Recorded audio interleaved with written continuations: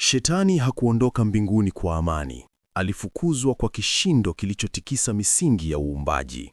Je, unajua ni kwa nini Lusifa, kiumbe mzuri kuliko wote, alishindwa kusema neno mbele ya upanga wa moto wa malaika Mikaeli?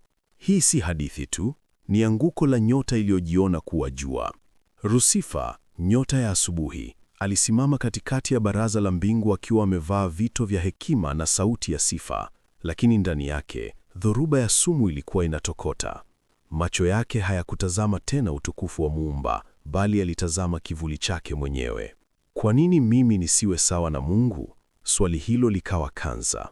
Hakujiona tena kama kiumbe, alijiona kama taji lililochelewa kuvikwa. Wivu wake haukuwa moto mdogo, ulikuwa ni jua la uasi lililotaka kuunguza kiti cha enzi. Mbingu ilipasuka vipande viwili. Sauti ya Lusifa ikavuma kama kengele ya kifo, akitangaza kuwa mbingu si ya moja tu, na kuuliza kwa nini watumikie milele hali wanaweza kutawala.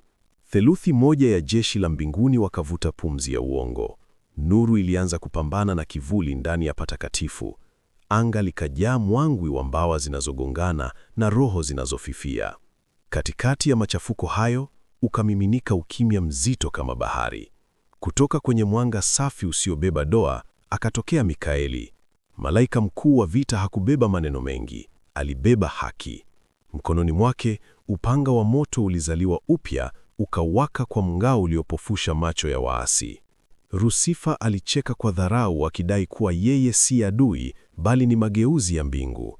Lakini Mikaeli akamkazia macho na kumjibu kwa sauti ya utulivu uliokatisha pumzi kuwa uasi hauwi mageuzi, bali unakuwa anguko. Lusifa aliruka kama joka la giza, akivunja anga kwa makucha ya kiburi. Lakini Mikaeli alipiga hatua moja tu, na upanga wake wa moto ukachora mstari wa hukumu. Pigo la kwanza lilipasua uongo wa Lusifa kama kioo kilichokutana na nyundo. Pigo la pili lilivunja safu za malaika waasi na kuwateketeza kwa nuru ya ukweli. Shetani alipiga kelele ya mwisho akijitapa kuwa yeye ni sawa na nyota ya asubuhi. Mikaeli akamjibu kwa kishindo kuwa nyota huanguka zinapojiona jua. Kwa nguvu isiyozuiliwa, Mikaeli aliushusha upanga wake wa moto katikati ya kifua cha Lusifa. Kishindo hicho kilikuwa kikubwa kiasi kwamba muda ulisimama. Lusifa, aliyewahi kuwa mng'ao wa alfajiri, alikatwa mshiko wake mbinguni. Alitupwa nje ya milango ya nuru, akielekea kwenye giza la milele kama umeme uliolaaniwa. Ufunuo mlango wa 12, mstari wa 7 hadi wa 9 unasema, kulikuwa na vita mbinguni, Mikaeli na malaika zake wakapigana na yule joka, na yule joka mkuu akatupwa, yule nyoka wa zamani, aitwaye Ibilisi na Shetani, alitupwa hata nchi, na malaika zake wakatupwa pamoja naye.